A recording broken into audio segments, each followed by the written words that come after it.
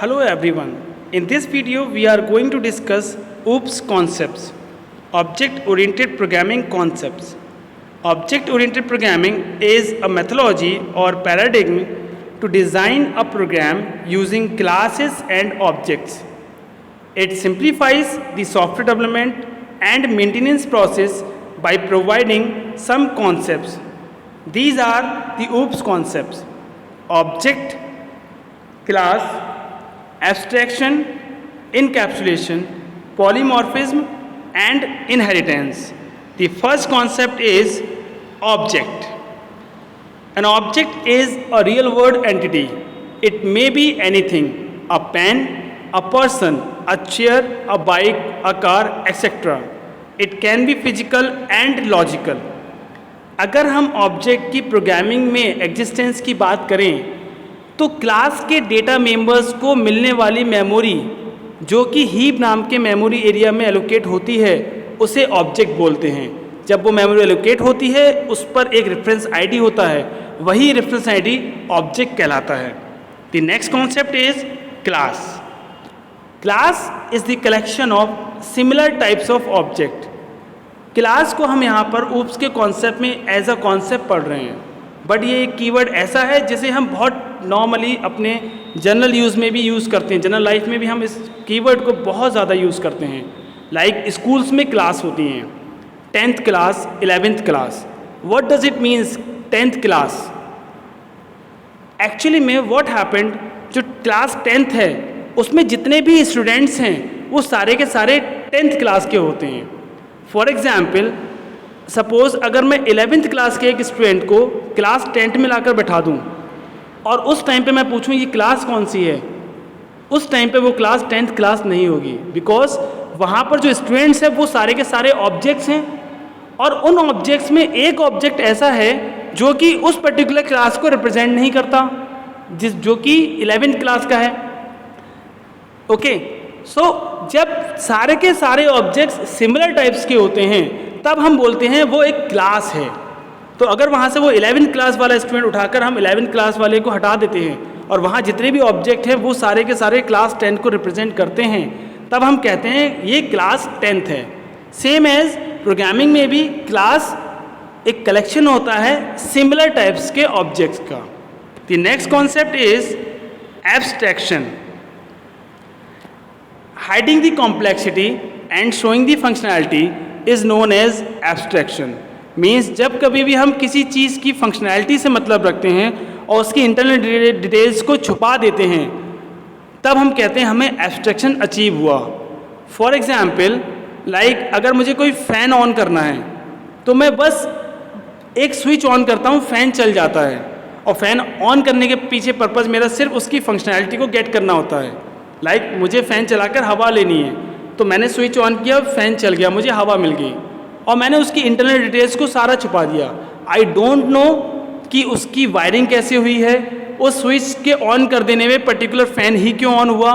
So this is the concept of abstraction, how you can get the abstraction in the real world also. The next concept is encapsulation.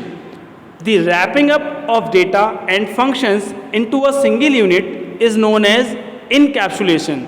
Means data और functions को एक unit में बांध के represent करा देना encapsulation कहलाता है. प्रोग्रामिंग में class is the example of encapsulation. अगर मैं रियल वर्ड के एग्जाम्पल्स की बात करूं तो इनकैप्सुलेशन से मुझे एक वर्ड निकल के मिलता है, that is called capsule. Capsule is also an example of encapsulation. Capsule के अंदर बहुत सारे मेडिसिन होती हैं जो कि मिक्सचर होके एक यूनिट में रिप्रेजेंट कराई जाती हैं, जिसे हम बोलते हैं कैप्सूल. तो कैप्सूल में सारी चीज़ें बंधी हुई हैं और उसे एक सिंगल यूनिट में रिप्रेजेंट करा के बोला जा रहा है वो एक कैप्सूल है. So this is again an example of an real one example of encapsulation. The next concept is polymorphism. Polymorphism is derived from the two words poly and morphism, in which poly means more than one and morphism means forms. Means एक ऐसी ability जिसके एक से ज़्यादा forms हों, polymorphism कहलाता है. For example, if I will take an example of real word, like अगर मैंने बोला वर्ड्स चिड़िया, तो मैंने चिड़ियों के नाम नहीं लिए। कौन सी चिड़िया? चिड़िया तो बहुत सारी होती हैं। तो चिड़िया वर्ड एक है, उसके रूप बहुत सारे हैं। फॉर एग्जाम्पल एक्टर, एक्टर एक वर्ड है, एक्टर बहुत सारे होते हैं। सो ये वर्ड है एक ऐसी एबिलिटी जिसके रूप कई सारे होते हैं। जब मैंने एक वर्ड बोला वर्ड्स, तो मेरे माइंड में कई सारी इमेजेस आ गई। कौन सी words? So this is called polymorphism. In programming there are two types of polymorphism. First compile time polymorphism and second run time polymorphism. Compile time polymorphism को अचीव करने के लिए हमें दो कॉन्सेप्ट दिए गए हैं जिनके थ्रू हम कंपाइल टाइम पॉलीमॉर्फिज्म को अचीव कर सकते हैं। We can achieve compile time polymorphism using function overloading और operator overloading, and we can achieve run time polymorphism using function overriding और virtual functions. The next OOPS concept is inheritance. When the object of one class acquires the properties of object of another class, this process is known as inheritance. Means जब कभी कोई एक class का object किसी दूसरे class के object की properties को यूज़ करना चाहता है, सो इस प्रोसेस को बोलते हैं इनहेरिटेंस। जैसा कि डायग्राम में शो हो रहा है, there are two classes A and B। यहाँ पर B क्लास का ऑब्जेक्ट A क्लास के ऑब्जेक्ट की प्रॉपर्टीज़ को यूज़ करना चाहता है। So this process is known as inheritance. यहाँ पर जो क्लास इनहेरिट हो रही होती है उसे बोलते हैं बेस क्लास, और जो क्लास इनहेरिट करती है उसे बोलते हैं derived class. There are 5 types of inheritance. The first one is single inheritance. Single inheritance में व्हेन अ चाइल्ड क्लास और a derived class inherit only one base class, then this concept is known as single inheritance. जब कभी भी कोई एक child class किसी एक parent class को इनहेरिट करती है तो इसे हम बोलते हैं single inheritance. The second is multiple inheritance.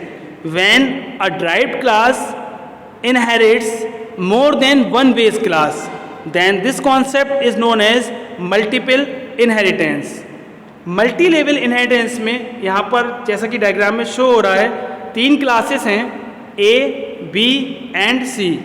यहाँ पर क्लास B क्लास A को इनहेरिट कर रही है, क्लास C क्लास B को इनहेरिट कर रही है। मीन्स जहाँ पर इनहेरिटेंस के मोर देन 1 लेवल्स होते हैं उसे बोलते हैं multi level inheritance. The next is hierarchical inheritance.